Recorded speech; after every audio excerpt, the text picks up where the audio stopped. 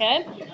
So, surface area of spheres, in the textbook, if you go through the interactive textbook, it'll show you how they come up with the actual formula for the surface area of a sphere.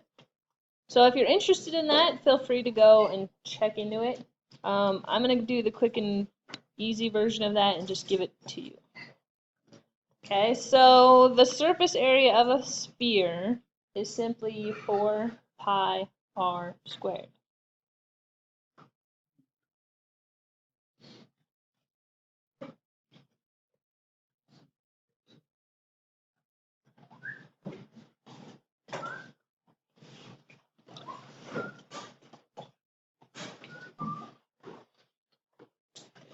Okay, so very simple, very straightforward. The only thing they really do to make this more complicated is maybe they give you a circumference instead, okay, instead of a radius, or they might give you the area inside of the sphere. So let's just do a couple quick examples. Here's one where they find the surface area of a water tank, so if you want to look into that, feel free to. Naturally, I'm going to do this one about a basketball and a baseball.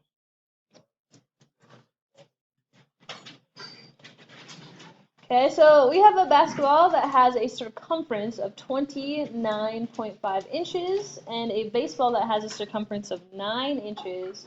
So we are going to figure out how much material is needed to make each of the two balls and then check out the ratios and then compare them. So we're going to start with the basketball.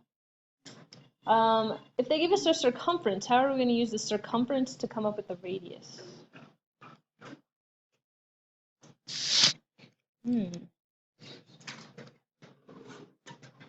So what is the formula for circumference? Start with that. What? 2 pi r. So circumference is 2 pi r. So if our circumference that is given to us is 29.5, what are we going to do? Divide by 2 pi. Okay, so type this in your calculator, and it's really important that you understand how to type this in your calculator, because if you do it incorrectly, you will get the wrong answer. Okay, so if you type 29.5 divided by 2 pi, you need to put the 2 pi in parentheses. If you do not put it in parentheses, it's going to divide by pi and then multiply by a value of 2. Okay, so who's got a radius that would make sense? Ooh, what? 6 or 7? 4.7? Okay. So now, once I have the radius, I can go straight to our surface area and say, what was the formula again for surface area of a sphere? 4 pi r squared, and just go ahead and plug in the radius of 4.7, and you guys have calculators, so 4 pi times 4.7 squared makes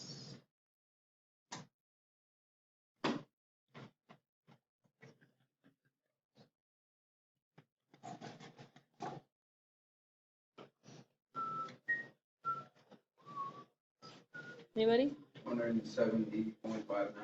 277.59. Okay. So we would label this inches squared for area. Yeah. Okay, so now we're going to do the exact same thing for the baseball. Maybe a little bit quicker, in fact. We have 9 as our circumference. So what would our radius be?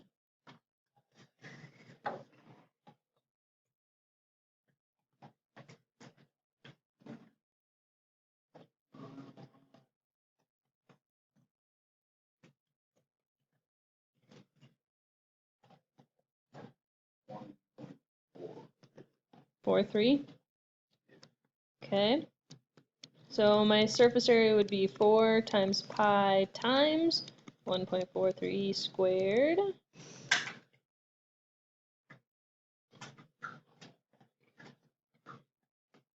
So it's 4 times pi times 1.43 squared.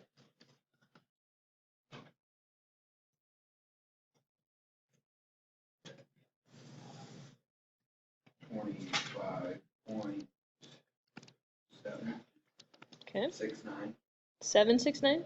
No. 25.7. Yeah, 8.5. So we're going with 25.7 now? Yeah.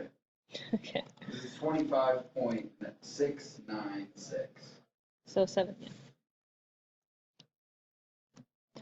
Okay. So pretty easy finding the surface area. What they do in this second part is ask us to come up with the ratio of material and compare it to the ratios of the circumference. Okay, so if we say we're going to do basketballs over baseballs, and we do the material, what was the amount of material we needed for the basketball?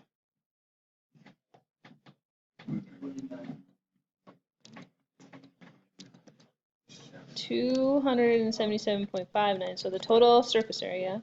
And the total area for the baseball was 25.7. And if you divide those, what is 277.57 divided by 27, or 25.7? 59. Good point. Like 10 cents. Anybody? 10 point what? 10.8. Okay, so then if we do the same thing with the circumferences, the circumference of the basketball was 29.5, and the circumference of the baseball was 9. So what's 29.5 divided by 9? 3.14. No. 3.3. 3.3? Totally believed you. I mean, it seemed reasonable. It was close. 3.3 exactly? 3.37. Okay, sure. I was even closer. So what we're asked to do is to compare these two values right here. What is the significance between those two values?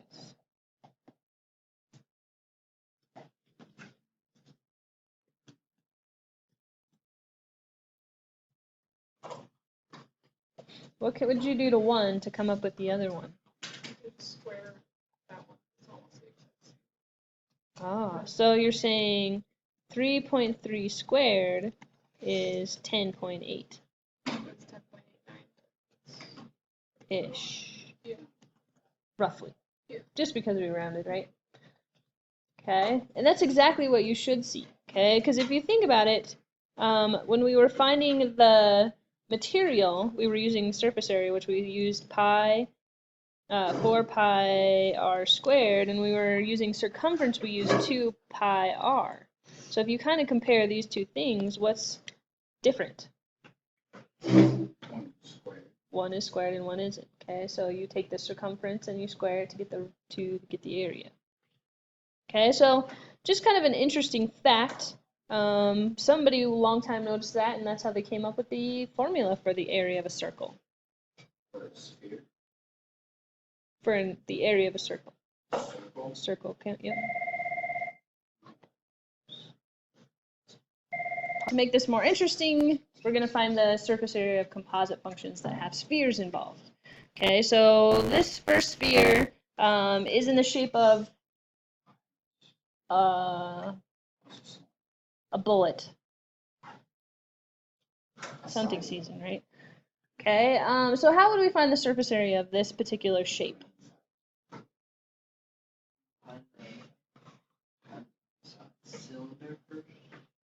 Okay, would we find all of the cylinder? No, just one base. Just one of the bases. So we'd find the lateral area of the cylinder, one of the bases, and then how would we find that other end? Half of the sphere. Okay, so you just take and divide it by 2. We wouldn't even need to find the base of the sphere or that other base of the cylinder, right? We wouldn't have to even talk about it.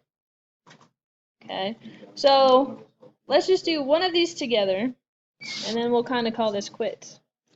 Okay, so this shape looks like, that looks like a pill, right? Does somebody else say that? Yeah, I think it looks like a pill. Alright, so how are we going to find the surface area of this shape? Find the lateral. Okay. One sphere. And one sphere, right? Because since we have two half ends and we put them together, that would just make one sphere. Okay. So do you remember the formula for the lateral area of the cylinder? No, that's the one. Okay, so the formula for a lateral area is if you look at the base, what's the shape of the base? Circle. Okay, and find its perimeter. So what's the perimeter of a circle? 2 pi r. So I'm going to take 2 pi r. So 2 pi, what's my r for this particular shape? 4, because it's half of 8, right? 4. Okay, and then I'm just going to multiply that by the height of the cylinder. So how tall is it? 5. Yep. So that's how you find lateral area? Yep. Cylinder? Yep. So that gives me, let's see, 20, 40 pies, right? All agree there? Is everybody okay with leaving it in terms of pi? Okay, it is easier. So once I have that, then I'm going to find the full surface area of the two hemispheres, which we're going to just call one single sphere. So what was the formula again for sphere? 4 pi. 4 pi. We just said the r was 4, so 4 squared. So 16 times 4 is what, 64? So 64 pi. So if we combine those two together, 40 pi plus 64 pies makes 104 pies. And if you wanted a decimal answer, you could go ahead and type that in if it made you feel better. But I like the pi personally. So what do you guys think? Not too bad? It's like, I feel like this is the easiest section of all of them. That's it. The first one is the hardest, right? With the volume. So that's it. So I'm going to give you a worksheet to see if you got it.